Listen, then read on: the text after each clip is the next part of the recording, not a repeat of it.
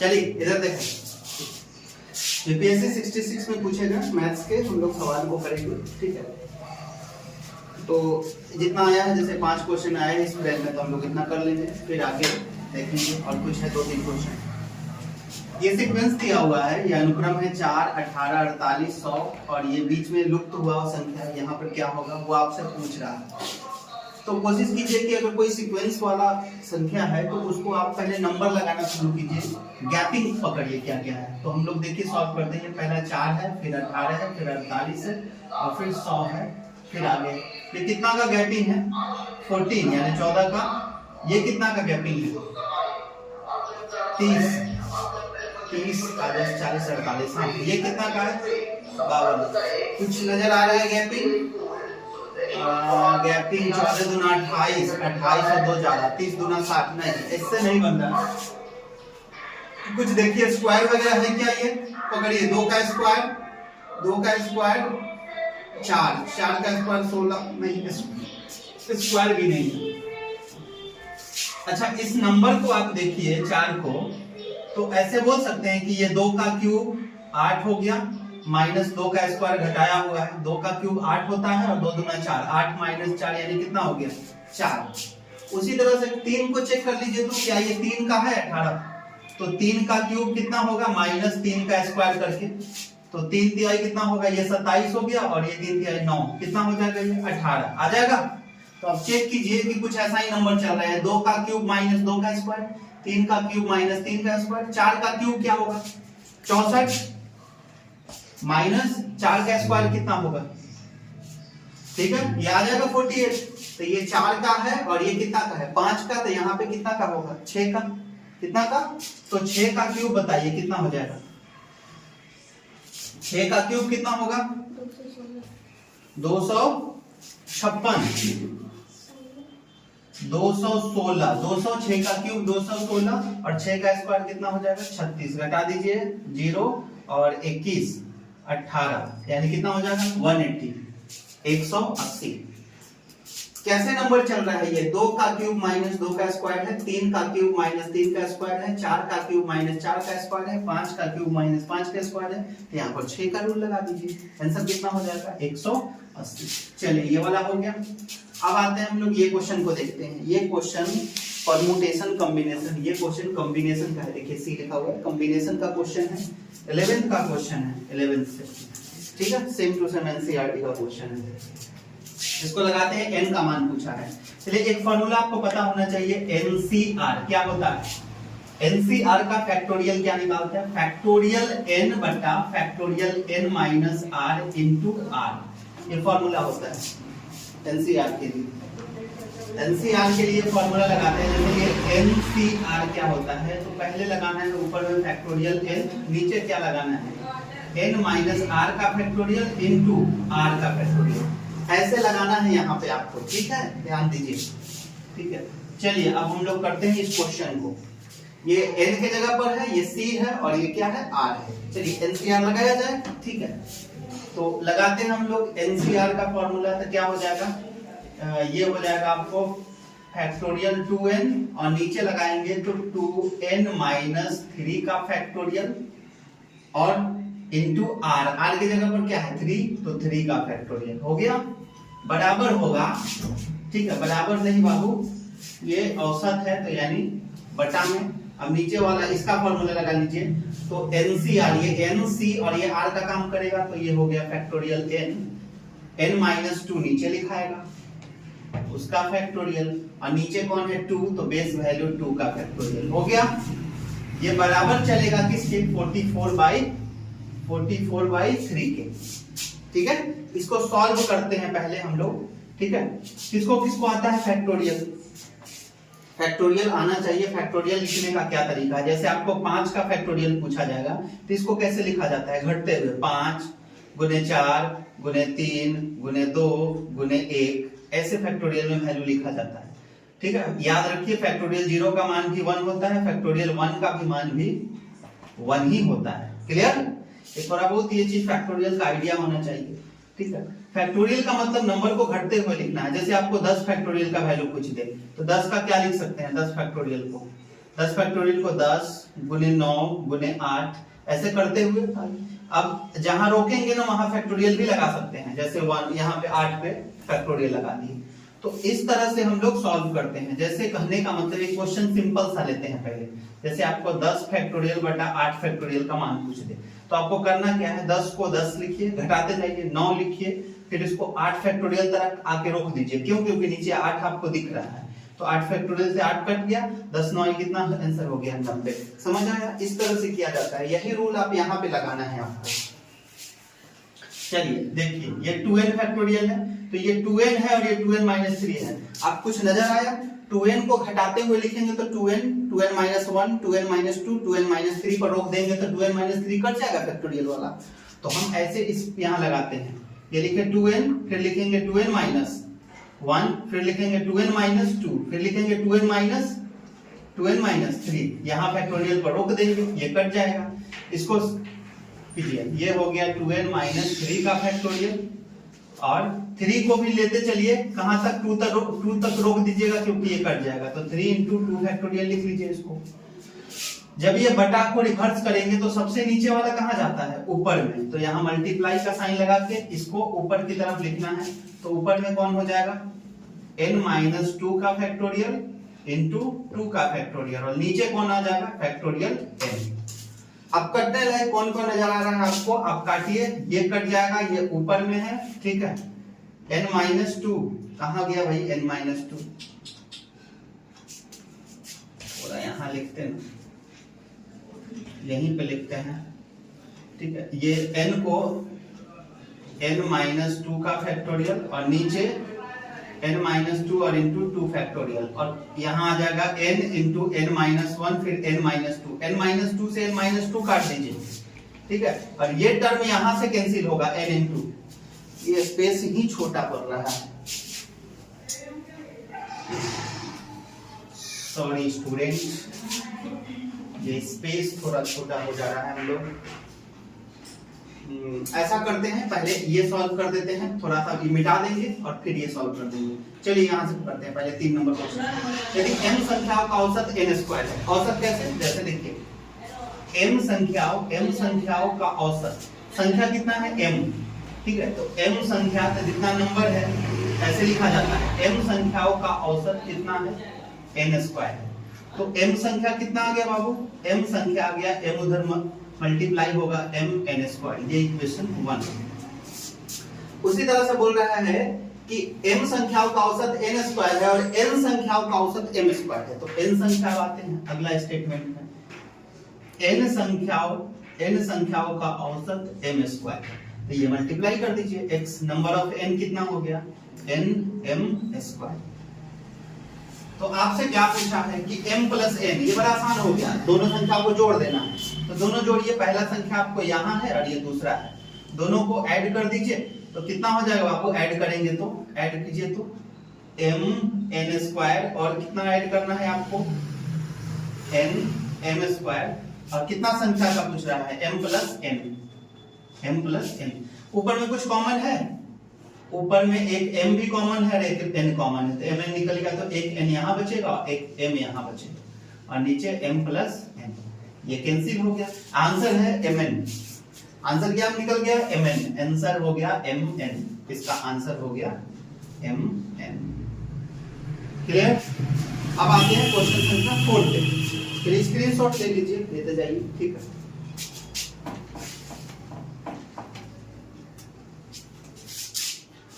अब आते हैं हम लोग, ठीक है, ये 4 नंबर क्वेश्चन पे बोल रहा है मोहन 25 दिनों में एक काम को कर सकता है। मोहन कितना दिन में कर रहा है काम को? 25 दिन में। मोहन भाई साहब जो है वो 25 दिन में कर रहा है, और सोहन कितना दिन में कर रहा है? 20 दिन में पूरा कर रहा है।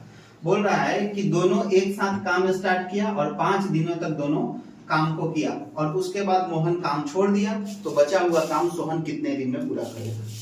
ये इस तरह का क्वेश्चन यदि आपको करने आ जाएगा, ये वर्क टाइम वाला है, तो एक रूल से ही होता है, सेम रूल से क्वेश्चन आपको बन जाएगा हर तरह का क्वेश्चन। देखिए मोहन कितने दिन में कर रहा है? 25 दिन में। सबका अपना अपना काम लिखिए।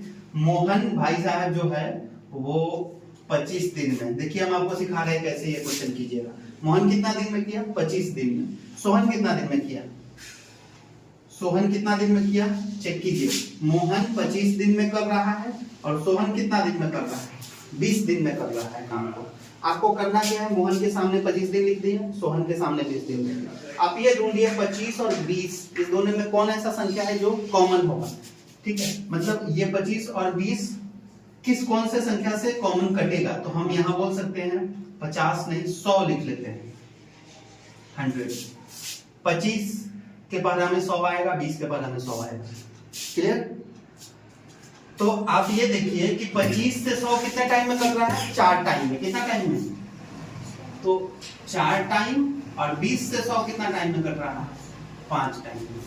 मतलब इसका मतलब क्या हुआ कि मोहन जो है वो 25 दिन में काम पूरा कर रहा है, लेकिन वो एक दिन में कितना यूनिट काम कर रहा है, 4 यूनिट। और सोहन एक दिन में कितना यूनिट काम कर रहा है, 5 यूनिट। अब थोड़ा इसको समझाते हैं। देखिए सोहन एक दिन में 5 यूनिट काम करता होगा, तभी ना 2 दिन में 10 यूनिट करेगा, 3 दिन में 15 यूनिट करेगा। ऐसे करते करते 20 दिन वो काम करेगा तो 20 25 100 यूनिट काम कंप्लीट कर लेगा। उसी तरह मोहन एक दिन में कितना यूनिट काम कर रहा है, 4 यूनिट। तो 2 दिन में कितना काम करेगा, 8 यूनिट। 3 दिन में कितना काम करेगा, 12 यूनिट। तो 25 दिन काम करेगा तो 4 यूनिट के हिसाब से उसका काम कितना दिन में हो जाएगा, 25 दिन में 100 यूनिट हो जाएगा। क्लियर? तो इस तरह से काम को अब ये पता चल गया कि मोहन 25 दिन में तो पूरा काम कर रहा था, लेकिन एक दिन में वो कितना यूनिट काम कर रहा था, 4 यूनिट। सोहन अपना पूरा काम कितने दिन में कंप्लीट कर रहा था, 20 दिन में। तो वो एक दिन में कितना यूनिट काम कर रहा है, 5 यूनिट। आप क्वेश्चन पे आ जाइए। अब आपको यूनिट मालूम चल गया। कैसे आप क्वेश्चन को समझना है, पूरा काम आपके पास कितना यूनिट है, 100 यूनिट। कितना यूनिट, और एक दिन में कितना यूनिट ये कर रहा है, 4 यूनिट। और ये कितना यूनिट काम कर रहा है, 5 यूनिट। क्वेश्चन में बोल रहा है कि दोनों तो काम स्टार्ट किया, लेकिन 5 दिन के बाद काम छोड़ दिया। कौन छोड़ा भाई साहब, उसके बाद मोहन काम छोड़ देता है। लेकिन दोनों कितना दिन काम करता है, 5 दिन तो करता है। तो बताइए अगर मोहन एक दिन में 4 यूनिट काम कर रहा है और सोहन एक दिन में 5 यूनिट काम कर रहा है, तो दोनों मिला के कितना यूनिट रोज काम हो रहा है, 9 यूनिट। एक दिन में 4 यूनिट और 5 यूनिट, कितना यूनिट, 9 यूनिट। ऐसे 9 यूनिट एक दिन का काम हो रहा है, तो दोनों कितना दिन काम कर रहा है, कितना दिन, 5 दिन। तो कितना यूनिट काम खत्म हो गया है बताइए, 9 बचे 45 यूनिट काम खत्म हो चुका है। टोटल काम कितना यूनिट था, 100 यूनिट। कितना काम खत्म हो चुका, 45 यूनिट। अब कितना बच गया, सिंपल जोड़ घटाव लगाइए। 100 यूनिट में 45 यूनिट काम खत्म हो चुका है, तो बचा हुआ काम कितना यूनिट है, बचा हुआ यूनिट है कितना यूनिट, 55 यूनिट। इस 55 यूनिट को अब किसको अकेले करना है, सोहन को करना है। तो बताइए सोहन भाई साहब कितना यूनिट काम करता है एक दिन में, सोहन एक दिन में कितना यूनिट काम करता है, 5-5 यूनिट करता है। तो कई दिन लगेगा 55 यूनिट इसको सधाने में, 11 दिन लगेगा। कितना दिन, सोचिए कितना दिन लगेगा, 11 दिन लगेगा कि नहीं, बताइए। ये आसान है कि नहीं, ऐसे बनाइएगा तो क्वेश्चन। ठीक है, 11 दिन में क्वेश्चन, 11 दिन में सोहन इस काम को क्या कर लेगा, कंप्लीट कर लेता। अच्छा बताइए यही चीज अगर यहाँ पे मोहन छोड़ दिया होता, कौन छोड़ दिया होता, सॉरी सोहन छोड़ देता, तो मोहन कितना दिन में सधाता इसको, 4-4 यूनिट करता। 4-4 यूनिट करते करते कितना होता, बड़ चौक 48, हाँ 53 और 14 चौका 56, लगभग 13 दिन कुछ लग जाता ना, उसको पूर्णांक में निकाल लेते। ठीक है, समझ आया ये चीज। ठीक है, बड़ा आसान है। देखिए मोहन कितना दिन में काम कर रहा था, 25 दिन में। सोहन कितना दिन में काम कर रहा था, 20 दिन में। कॉमन पकड़िए इसका, 100 आ गया। तो ये कितना यूनिट एक दिन में, मोहन एक दिन में 4 यूनिट कर रहा है, सोहन एक दिन में कितना यूनिट कर रहा है, 5 यूनिट। मतलब दोनों एक दिन में कितना यूनिट काम कर रहा है, 9 यूनिट का काम कर रहा है। तो 9 यूनिट एक दिन का काम कर रहा है, दोनों मिलकर कितना दिन काम कर रहा है, 5 दिन। तो 9 बचे, 45 यूनिट खत्म है, तो बचा कितना यूनिट है, 55 यूनिट। तो 55 यूनिट को सधाने के लिए, ठीक है, सोहन को कितना समय लग जाएगा, 11 दिन का समय लग जाएगा। चलिए इसका स्क्रीनशॉट लीजिए, मिटाएंगे हम, पॉज करके स्क्रीनशॉट लेते रहिए।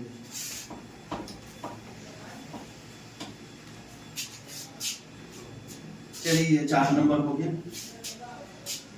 निम्न में से कौन सा प्राकृत संख्या का वर्ग नहीं, बोल रहा है कि निम्न में से कौन सा प्राकृत संख्या का वर्ग नहीं हो सकता है। इसमें से कौन ऐसा है, वो यहाँ से जो संख्या है वो हम लोग यहाँ पे मिटा दिए हैं। थोड़ा सा हम एक संख्या देख ले, क्या था, 25, 56, 1 मिनट, 30 यहाँ तो भाई 28 56 1 28 56 1 ये संख्या है। अब बोला जा रहा है कि इसमें से कौन सा वर्ग नहीं है। हम आपको कोई तरीका नहीं सिखा रहे हैं, देखिए सिंपल तरीका से हम आपको ये क्वेश्चन करना बता रहे हैं कि निम्न में से कौन सा प्राकृत संख्या का वर्ग नहीं है। आप थोड़ा सोचिए कि 1 का स्क्वायर क्या होता है, 1 होता है। 2 का स्क्वायर क्या होता है, 4।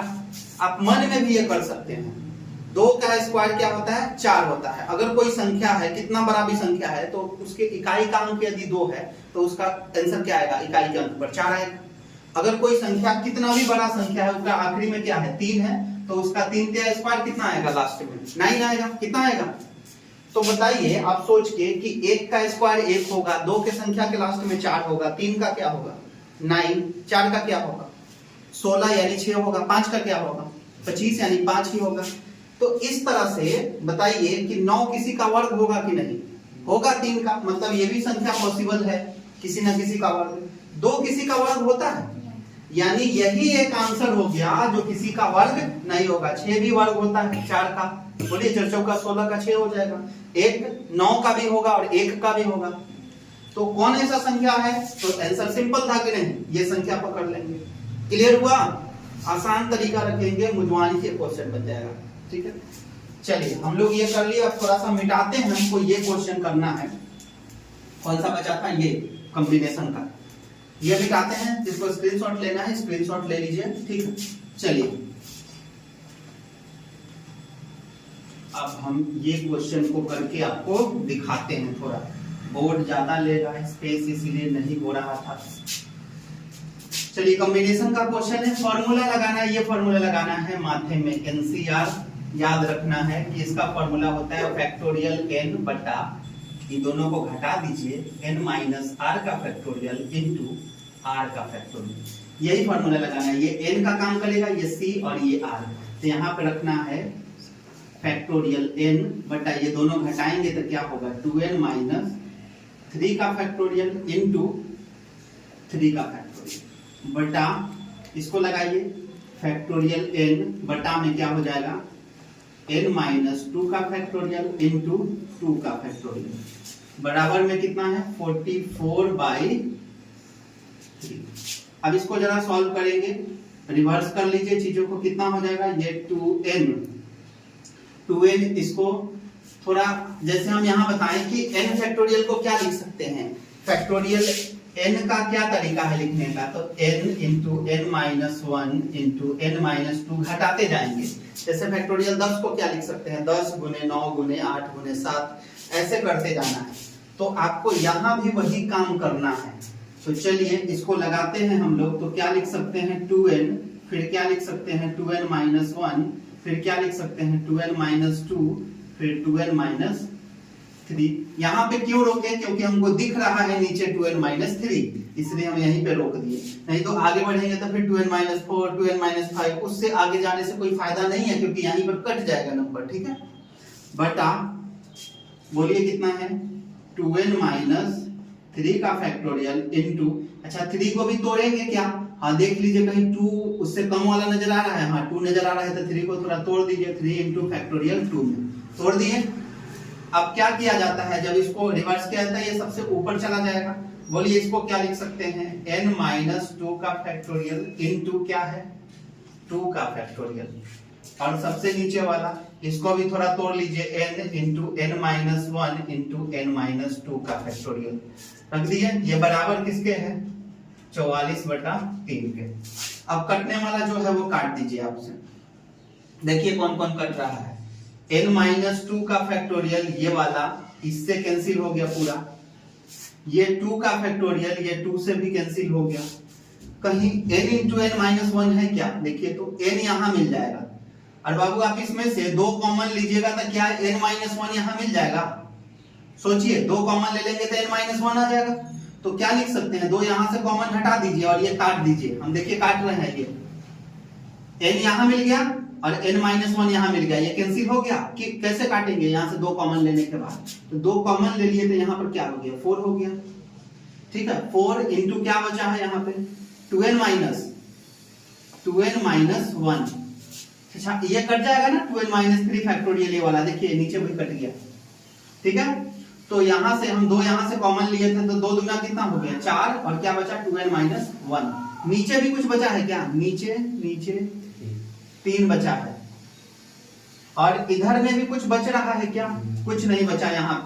यहाँ पे कुछ नहीं बचा, तो उधर कितना हो गया 44/3। ये 3 से 3 भी कैंसिल हो गया।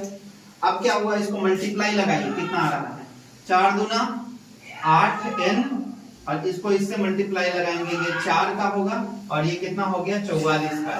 ये उधर जाएगा तो 44 और 4 कितना हो जाएगा 48। ये आ जाएगा n का वैल्यू 6, n का वैल्यू 6। समझ आया? चलिए, तो आज हम लोग ये किए कंप्लीट।